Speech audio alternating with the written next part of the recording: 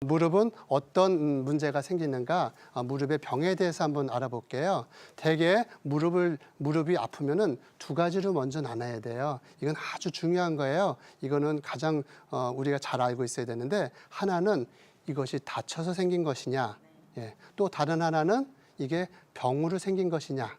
알아야 되는 것이죠. 그렇죠? 그래서 다쳐서 생긴 거는 그 다친 문제가 해결되면은 낫는 거잖아요. 그렇죠?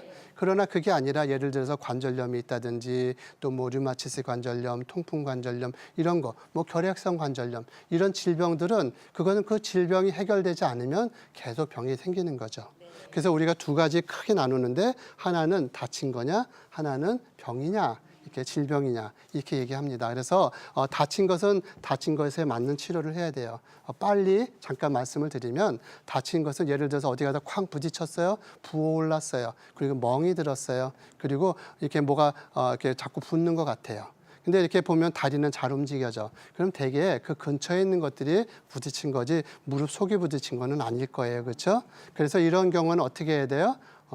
쉬어야 돼요. 예? 우리가 쉬어야 돼요. rest 쉰다고 라이스 이렇게 얘기를 하는데 RICE 이 네 가지를 잘 지키면은 회복이 빨리 돼요. 첫 번째는 쉬는 거예요. 레스트라고 쉬는 거예요. 두 번째로는 아이스 시원하게 하는 거예요. 부어오르기 때문에 시원하면은 붓기가 빨리 빠지죠. 세 번째로는 C 컴프레스 이거를 이렇게 압력을 가하면은 붓는 것이 좀 덜 붓고 빠져나갈 수 있는 거죠. 네 번째는 엘리베이션 높인다는 뜻이에요. 그래서 이게 가장 기본적인 거예요. 우리 어머님들이 자녀들이 다쳤을 때 가장 기본적으로 해야 되는 그 네 가지 뭐 어떻게 해야 돼요? 쉬게 해줘야 되고요. 또 이렇게 좀 시원하게 해주고 그리고 약간 압력을 이렇게 좀 붕대를 감는다든지 하고 네 번째는 좀 높이면은 심장보다 높이면은 그런 붓기가 빠지는 거죠.